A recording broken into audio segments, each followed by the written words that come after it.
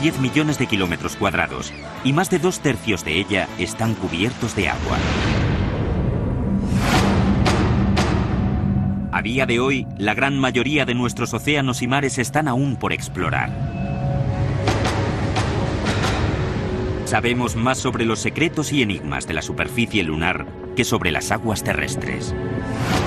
Y es que siempre que han existido informes sobre avistamientos de ovnis por el cielo, se han registrado informes similares de los llamados OSNIs, u objetos submarinos no identificados en nuestros océanos. Un OSNI es un ovni que se zambulle en el agua. De hecho, los OSNIs y los ovnis son probablemente lo mismo. Un ovni se convierte en un OSNI cuando deja de volar y se sumerge. Por primera vez en la historia, descubra los misterios de los ovnis más escurridizos. No estaría mal que la Marina nos contara todos los avistamientos de estos aparatos. No hay duda de que es posible conseguir un vehículo supersónico bajo el agua. Desde informes que afirman que la ciudad perdida de Atlantis es una base secreta de OSNIs, La leyenda de Atlantis se basa en datos que confirman su existencia hoy en día. o un testimonio registrado en el diario de Cristóbal Colón en 1492, Lo vieron ascender y descender durante la noche.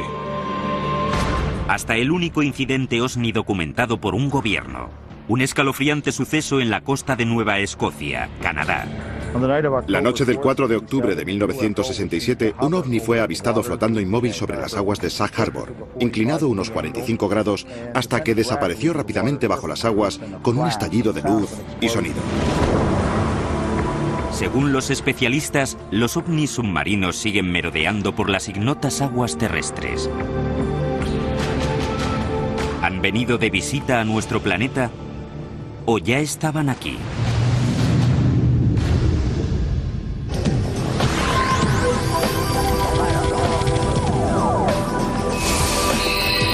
Historias de ovnis. OVNIs en el fondo del mar. Este es el Canal de Santa Catalina, una extensión de más de 40 kilómetros de ancho que separa la ciudad de Los Ángeles de la isla Catalina. Según los expertos, estas aguas, parte de las cuales pueden tener una profundidad equivalente a la altura del Everest, podrían albergar algunos de los misterios más insondables del planeta. You are seeing an unidentified flying object. It is not a hoax. It is real. The film was taken by Leland Hansen while filming Catalina Island from a helicopter. En los últimos años, la oleada de avisos sobre objetos submarinos no identificados, los llamados OSNIs, sumergiéndose y emergiendo del canal, han suscitado un gran revuelo entre los vecinos y los investigadores. Toda la zona es un enorme lecho de actividad ovni. Probablemente habré descubierto unos 2.300 casos de ovnis sobrevolando estas montañas y estas aguas. Es una zona muy activa.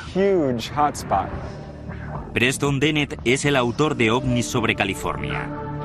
Lleva casi 20 años investigando la actividad OSNI en esta región. El 14 de junio de 1992 se produjo un verdadero aluvión de avistamientos en las montañas de Santa Mónica.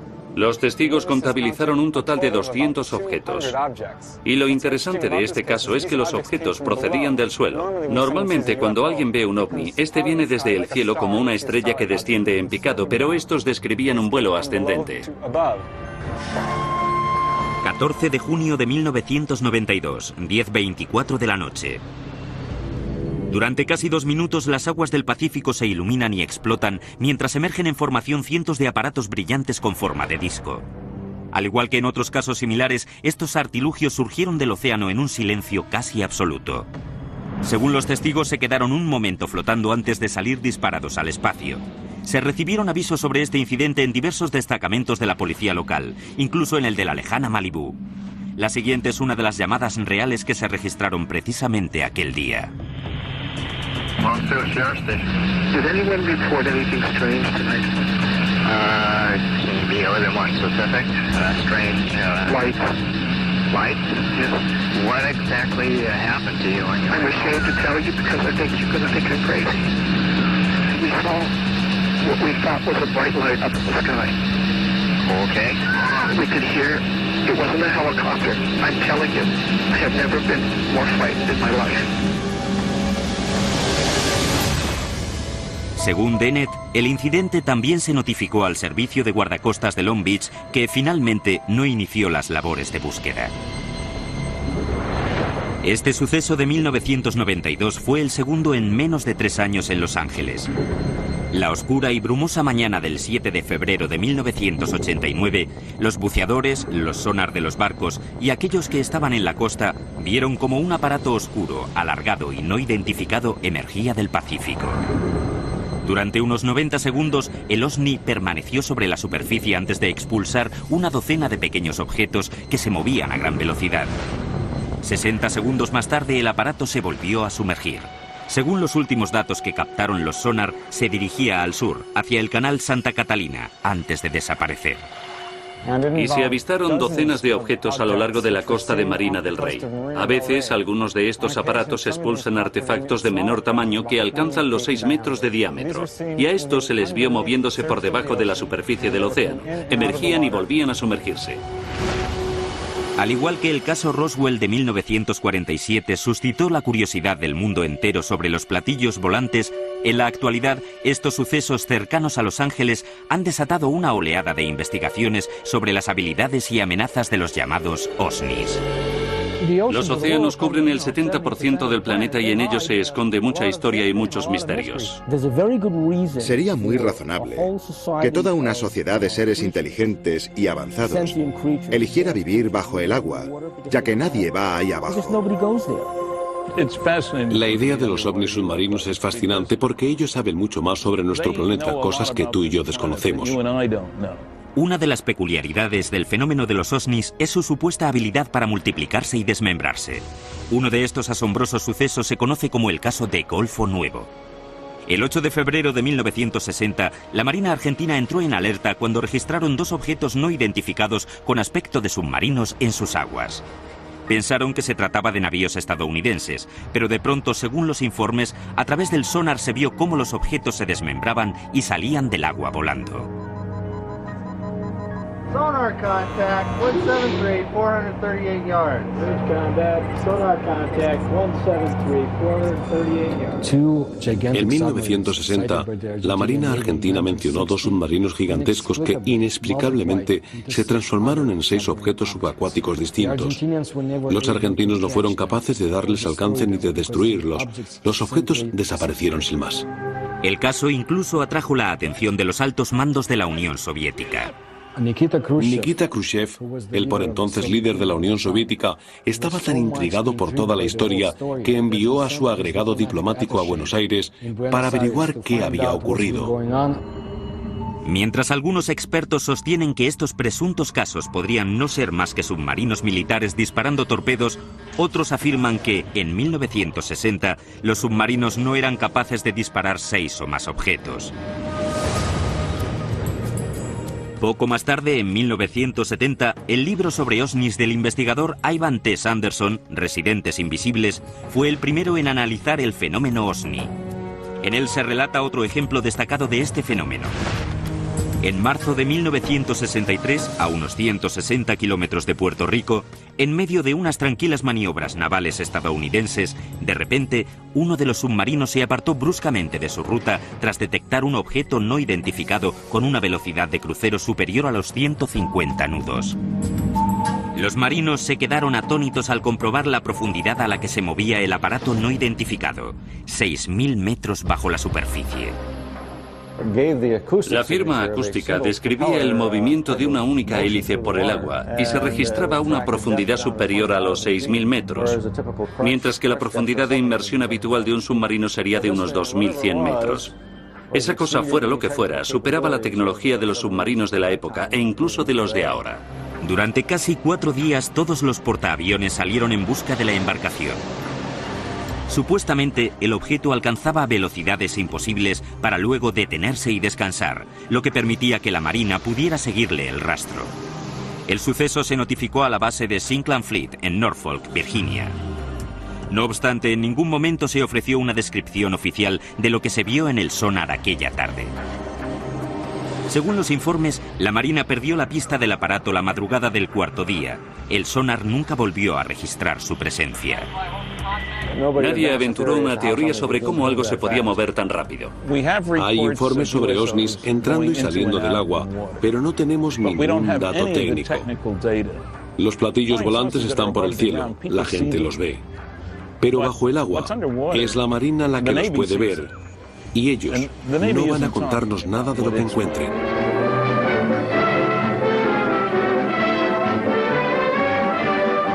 Inflating an immense balloon aboard the USS Norton Sound, the Navy prepares for further study of the elusive cosmic rays somewhere in the Pacific. That's the news. A secondary consideration clears up the mystery of the so-called flying saucers. For it is these monsters, which rise 19 miles and attain diameters of 100 feet, that have been mistaken for the apparitions called flying saucers. At great altitudes, they tell us, these elongated enormities flatten out like plates. Mystery ended. Pero se siguieron dando casos en todo el mundo. El 11 de noviembre de 1972, la prensa internacional se hizo eco de uno de los más extraordinarios. La Marina noruega detectó un objeto parecido a un submarino en el fiordo de Sogne, en la costa oeste del país, y durante 2 semanas le siguió el rastro. Para su captura se movilizó una flota de buques de superficie y helicópteros especialmente equipados para la caza submarina.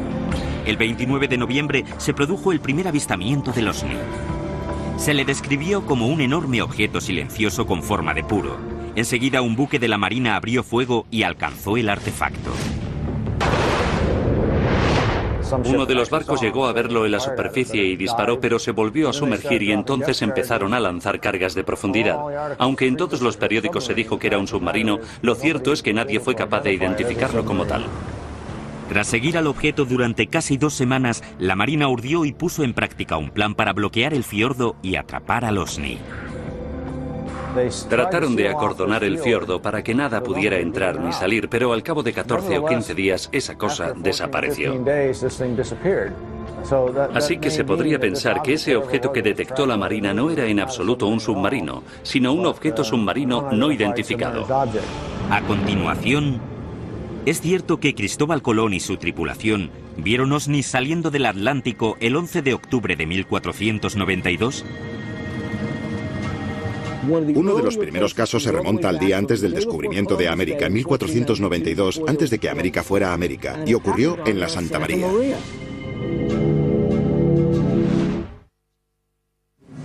...11 de octubre de 1492, 10 de la noche. Era una noche tranquila y despejada. Cristóbal Colón y su tripulación se deslizaban lentamente sobre una de las fosas oceánicas más profundas del Atlántico, en medio del Triángulo de las Bermudas. Bajo ellos se extendían 6 kilómetros de agua. De pronto, del fondo del océano empezaron a surgir destellos de luz sobrenatural.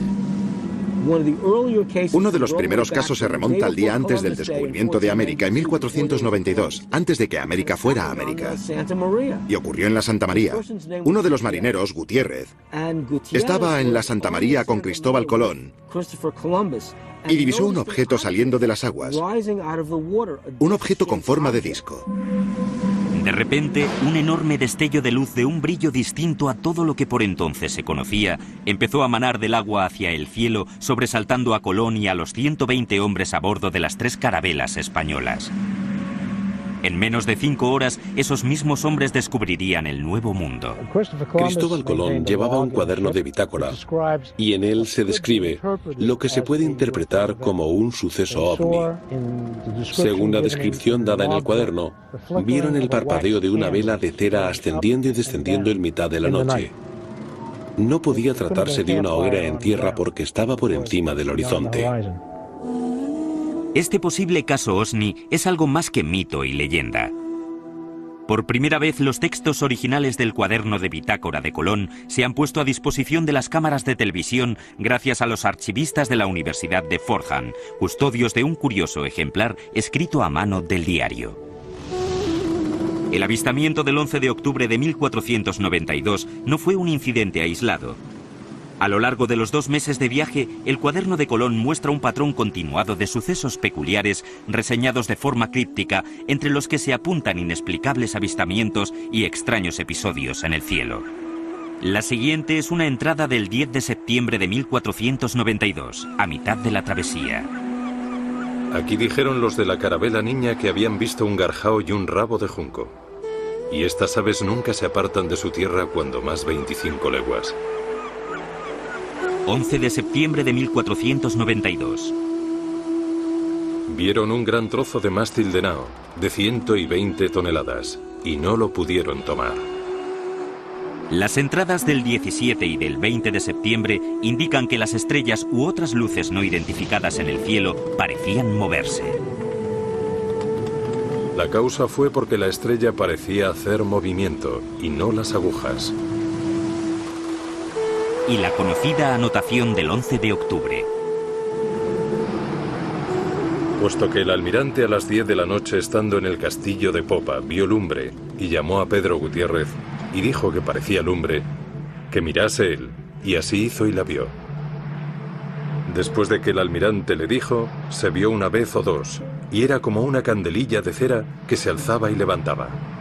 Es posible que estos extraños sucesos, registrados durante la travesía marítima más legendaria de la historia, se debieran al seguimiento de las carabelas españolas por parte de embarcaciones de otro mundo. Hay quien opina, no obstante, que cualquier interpretación o racionalización que se extraiga de los cuadernos de Colón no responderá a toda la verdad.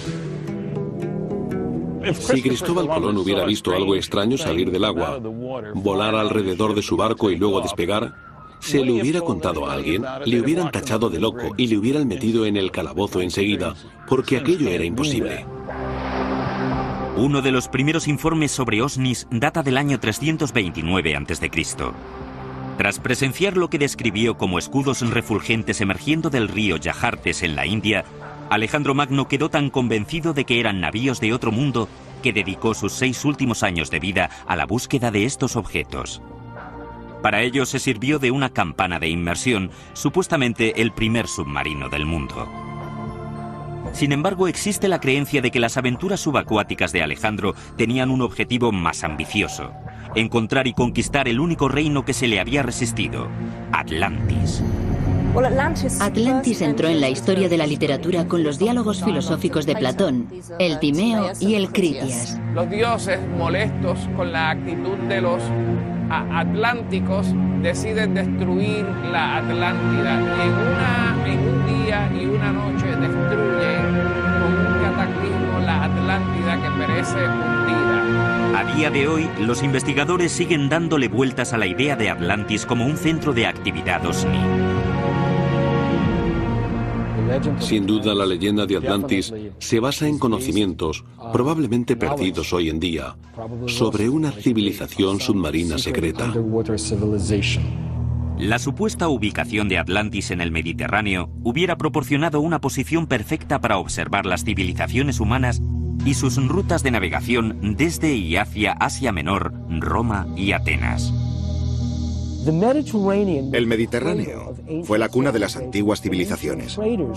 Los comerciantes fenicios surcaban continuamente sus aguas para unir el Oriente Medio y Grecia. Si hubiera existido una cultura formada por extraterrestres o por los habitantes originales de este planeta que quisiera inculcarle sus mitos a la humanidad, el Mediterráneo era el lugar idóneo para instalar su base submarina. No sé si Platón estaba pensando en los ovnis cuando escribió sobre Atlantis, pero supongo que habría gente que creería que Atlantis era real, que estaba en algún lugar del Atlántico y que estaba a miles de metros de profundidad. Sin embargo, los antiguos griegos no fueron los primeros que dejaron constancia de historias de objetos no identificados en los océanos. Los expertos creen que los egipcios podrían haber anotado los avistamientos en sus jeroglíficos. En Egipto, en un templo de la ciudad de Abidos, alguien hizo una inscripción, una representación de un submarino, y hay otra representación de un objeto que se asemeja a un helicóptero. ¿Quién los hizo? ¿Cómo podían saber esas cosas los antiguos egipcios? No tenemos ni idea.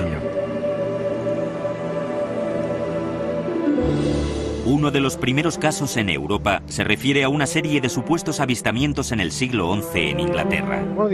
Uno de los casos más antiguos que he localizado se remonta al año 1067. Se trata de un grupo de aldeanos que vislumbraron algo ardiendo en el cielo que se precipitó al suelo e incendió los campos para finalmente remontar el vuelo y sumergirse en el mar. Carl Find lleva casi una década investigando el fenómeno OSNI. Su sitio web, water-ufo.net, cuenta con un archivo de más de 900 informes antiguos y actuales sobre OSNIs. Según Find, uno de los primeros incidentes del siglo XX lo registró el diario Philadelphia Inquirer, el 1 de agosto de 1904.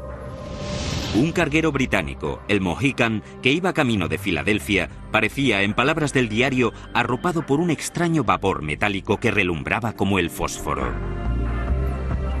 Hace poco descubrí que en ese caso se dieron más detalles escabrosos de los que se publicaron en su momento. El capitán y la tripulación confirmaron que un objeto se les acercó desde el océano como una nube que brillaba. No era un meteoro descendiendo, sino que se deslizaba por el mar. Cuando se aproximó al barco, el capitán intentó distraer la atención de sus hombres, asignándoles distintas tareas para sobrellevar el miedo. No pudieron dar un paso mientras la nube rodeaba la embarcación.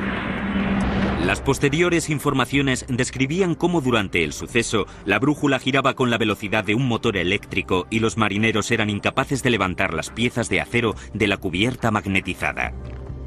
La historia recogía la declaración del capitán en la que confirmaba que toda su tripulación podía dar fe del relato.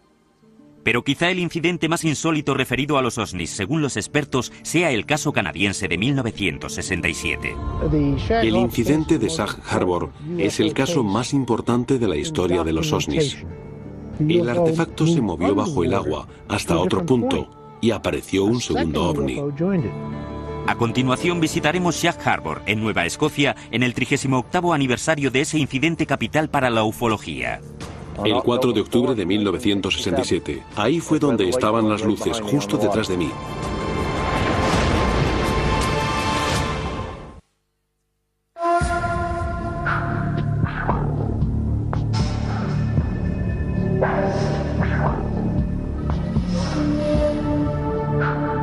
Hace 38 años, el 4 de octubre de 1967, a eso de las 11:20 de la noche, ocurrió algo en Sag Harbor que se recordaría durante los años venideros.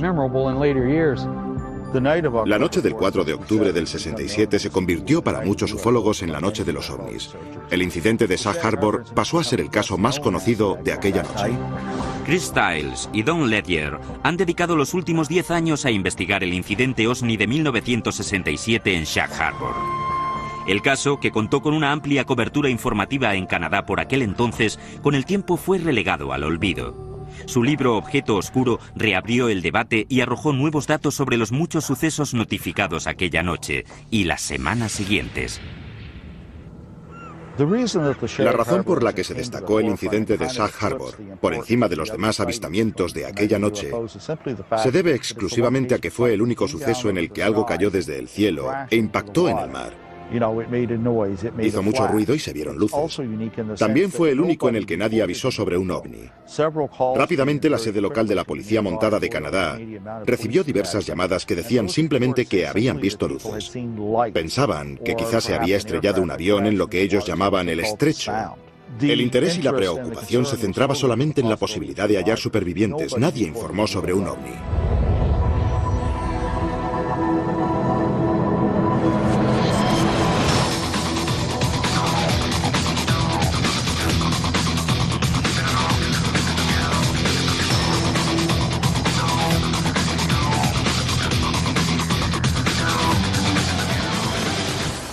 No me extraña que viera algo en el cielo porque por toda Nueva Escocia en la noche del incidente de Sag Harbor se dieron muchísimos avisos de ovnis.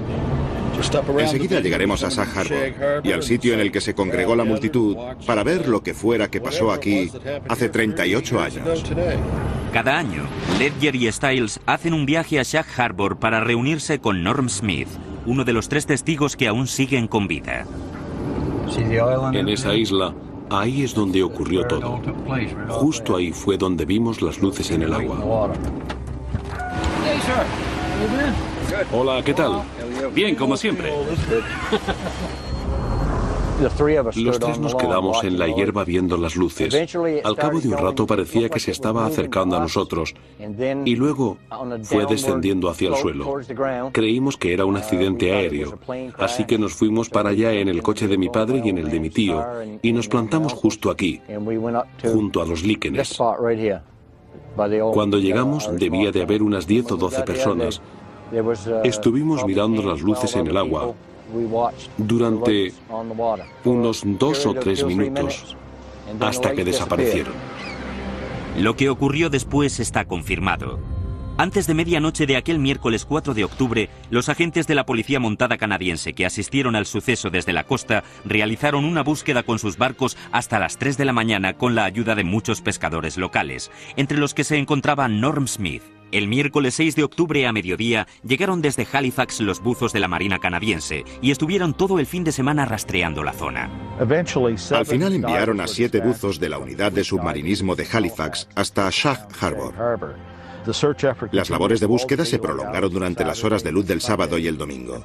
El lunes por la mañana desde Ottawa se dio por terminada la búsqueda.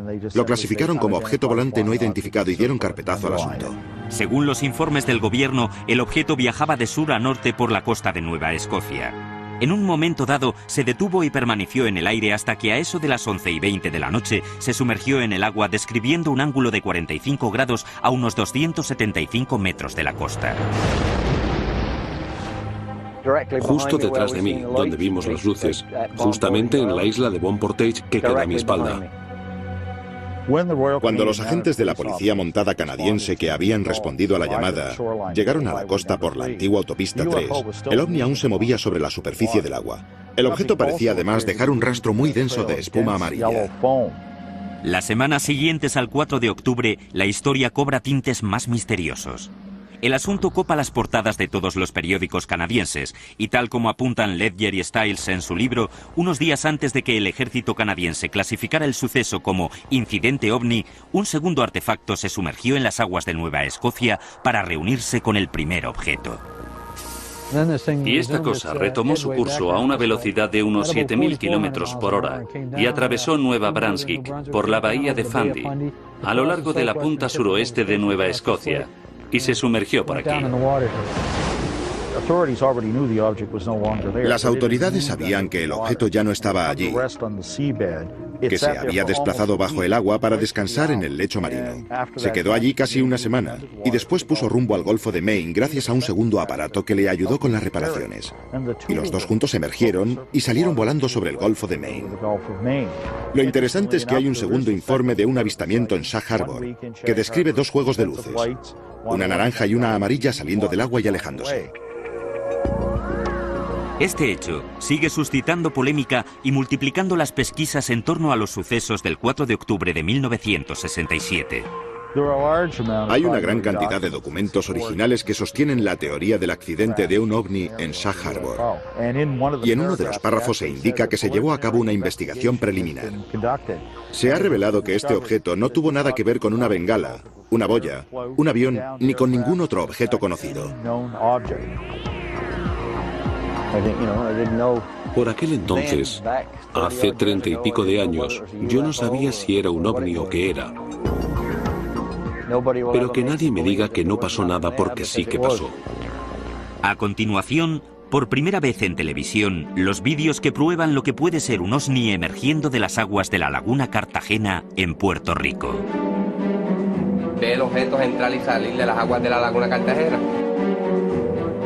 Y después, un científico de la Universidad de California nos revela que las velocidades supersónicas de los ovnis no solo son científicamente posibles, sino probables.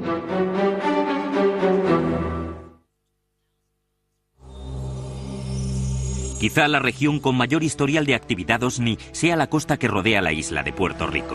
Al situarse en el misterioso extremo sur del Triángulo de las Bermudas, durante décadas la isla ha sido el centro de muchos debates sobre estos artefactos. Puerto Rico es un foco de actividad ovni submarina y parece ajustarse al patrón de los demás casos.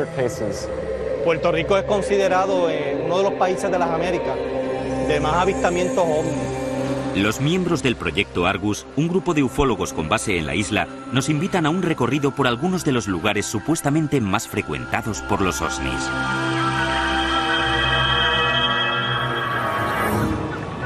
La Laguna Cartagena es un lago aislado cerca del extremo suroriental de la isla que se ha venido asociando a gran parte de la supuesta actividad ovni del país. Donde también, tanto en la Laguna Cartagena como donde yo me reúno, también se explica que hay mucho secretismo de ovnis. El área de la Laguna Cartagena ha sido, desde la década de los 30, se han reportado cientos de casos. 8 de octubre de 2002, las 9 de la noche aproximadamente. Carlos Torres, agente de la policía puertorriqueña y miembro del proyecto Argus, divisa un ovni rojo y brillante emergiendo de las aguas de la Laguna Cartagena a una velocidad increíble. A continuación se detiene y permanece inmóvil sobre el agua. He sido testigo de objetos que se han suspendido encima de la Laguna Cartagena. Estuvieron involucrados militares, fueron testigos también, y este objeto pues vuelve nuevamente, viene del área de Monte del Estado, Maricao, y se suspende exactamente encima de la Laguna Cartagena. Tras flotar durante varios minutos sobre la zona, se vio cómo el objeto volvía a sumergirse en el lago. Otro miembro de Argus, Luis Epi Quiñones, cree que él también grabó el mismo objeto en 2004. Sí, lo más importante, pues, yo tomé un video el 20 de noviembre del 2004 en el área, en las inmediaciones de Laguna Cartagena, que demuestra, pues, que allí... Estas imágenes, en primicia para la televisión, podrían demostrar la existencia de un ovni en este enigmático lago. El aparato brillante que se vio salir del agua estuvo flotando durante casi un minuto antes de alejarse volando. Ya que en un momento, en la década de los 90, se trató de desmentir lo que estaba ocurriendo en el sitio, a pesar de que hubieron cientos de testigos y testimonios que decían haber visto luces entrar y salir de Laguna Cartagena. Básicamente, avistamiento se ha visto en todas partes de Puerto Rico, pero los lugares más mencionados está Laguna Cartagena, está la carretera 303. La región de Lajas, que atraviesa la carretera 303, ha sido otra fuente de informes sobre ovnis y osnis. Entre ellos el de un posible choque en Monte Indio en 1997 que dejó chamuscada la zona del impacto y muchas preguntas sin respuesta. El 5 de mayo de 1997, aquí se estrelló un platillo y quemó muchas tierras en lo alto de la montaña. Aquella noche vinieron los federales y abrieron algo. No se sabe qué. ¿Un ovni? Tras el accidente de 1997, las autoridades locales empezaron a tomarse más en serio los avisos sobre ovnis y osnis. Como resultado directo, el alcalde de Lajas hace poco rebautizó la autopista que atraviesa el centro de Puerto Rico como la Ruta Extraterrestre 303. Pero por ahora, otros asuntos extraterrestres en la isla reclaman la atención inmediata de los expertos. Desde las laderas que rodean Lajas, el gobierno suele lanzar un misterioso globo aerostático amarrado que transporta un radar que alcanza casi los 5 kilómetros de altitud. Aparentemente su misión es controlar el tráfico y el tiempo, pero los ufólogos creen que eso es solo una tapadera para su verdadera función, observar y registrar cualquier actividad extraterrestre. Hay un documento de gobierno, la legislatura, donde se pidió una investigación secreta, no pública, secreta, sobre estos avistamientos de ovnis dentro de las aguas. Pero también dice el documento que no representan ningún peligro para la humanidad. El volumen de informes sobre ovnis en torno a esta pequeña isla ha llevado a muchos a plantearse la posibilidad de que las profundidades que se abren bajo el extremo sur del Triángulo de las Bermudas, junto a la misma costa, ocultan algo más que ovnis. Los expertos y los ufólogos de todo el mundo están convencidos de que podría albergar toda una base de estos aparatos. Se sospecha de que hay una base cercana entre La Palguera y la zona cercana al faro de Cabo Rojo. Esas zonas son unas zonas bastante que se cree que se llega hasta la Laguna Cartagena.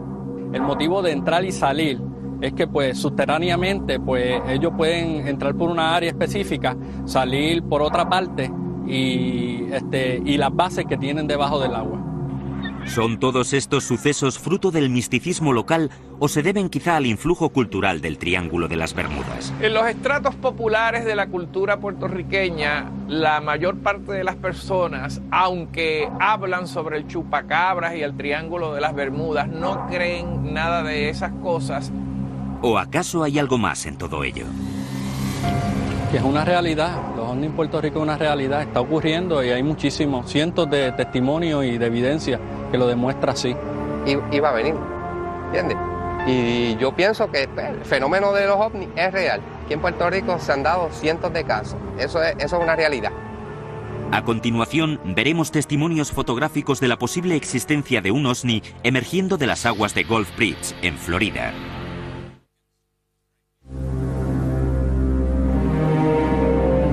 Se cree que los objetos submarinos no identificados son capaces de desplazarse por nuestros mares y océanos de maneras que desafían todos los principios de la física moderna. Los expertos están desconcertados ante la capacidad de estas naves para supuestamente viajar a profundidades extremas, atravesar el hielo sin dificultades y surcar las aguas a velocidades supersónicas.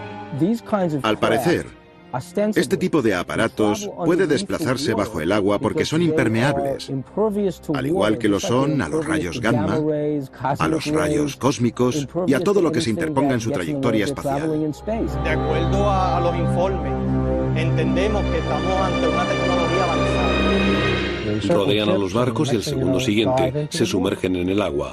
No supone una barrera para ellos, pasan de un medio a otro sin más. A finales de 1969, durante sus ejercicios de rompehielos, la llamada Operación Congelado cerca de la Antártida, los marineros del USS Calaterra presuntamente detectaron un ovni con habilidades extraordinarias.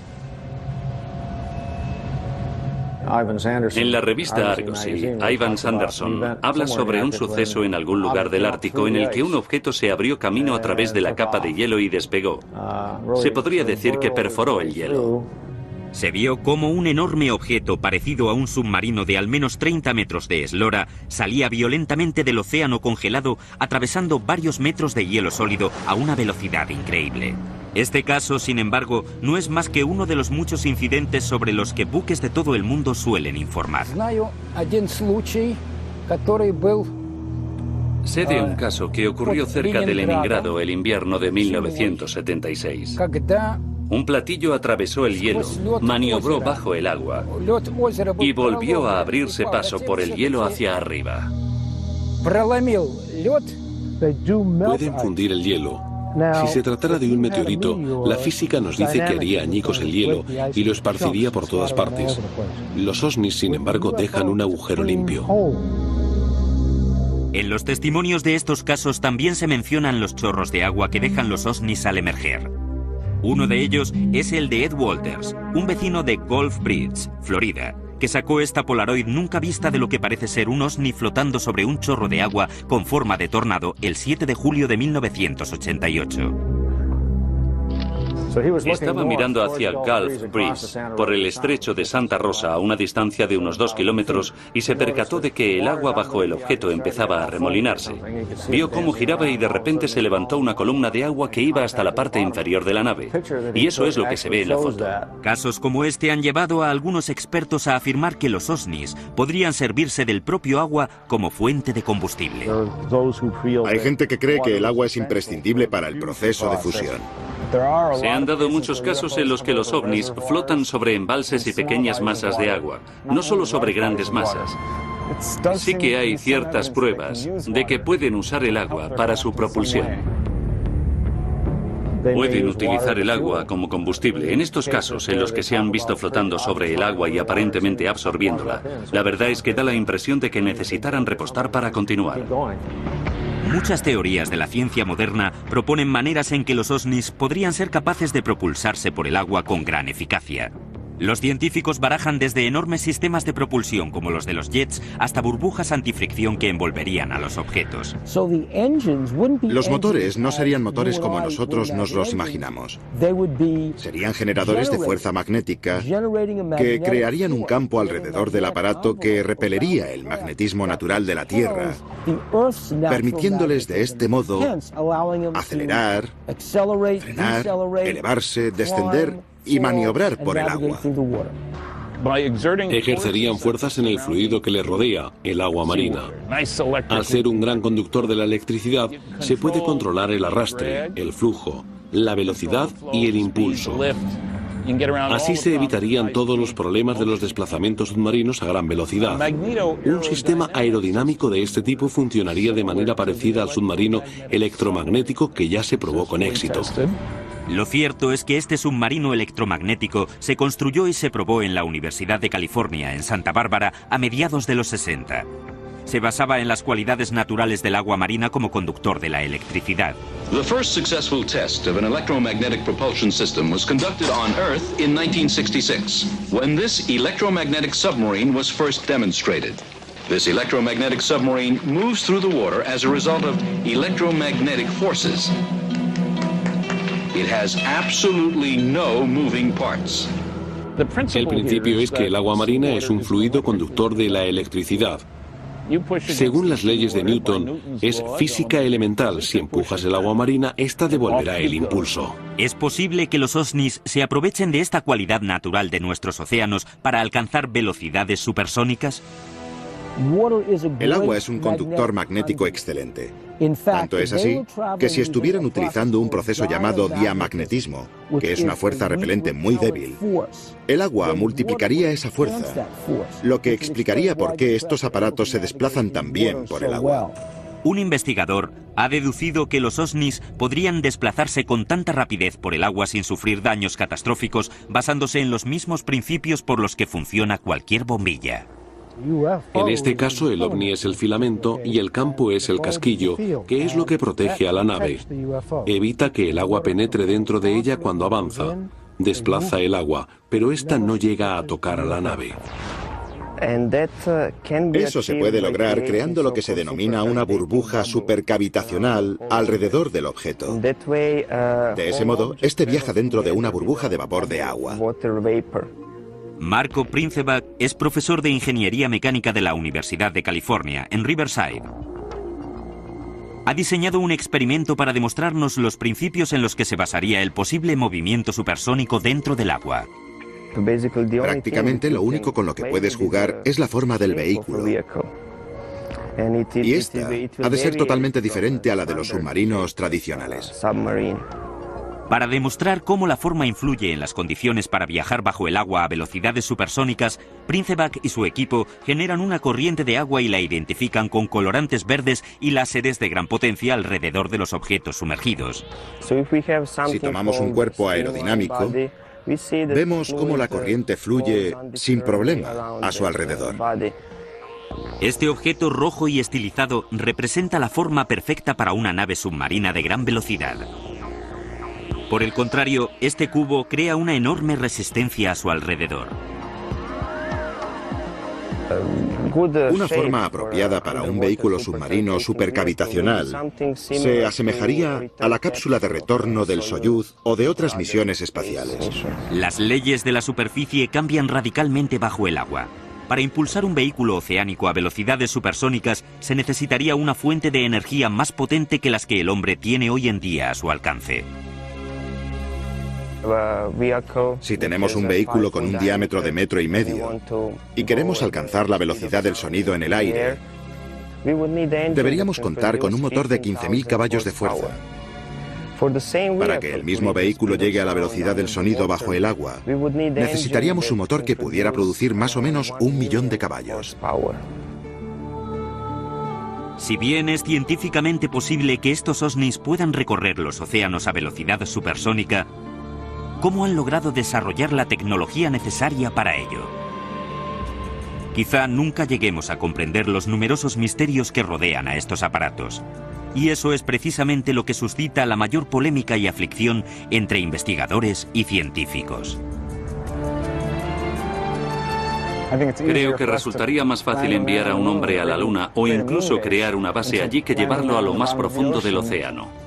Si fueran hostiles y quisieran conquistar la Tierra, hace millones de años que ya lo hubieran hecho. Por lo que sabemos, podríamos ser creaciones suyas.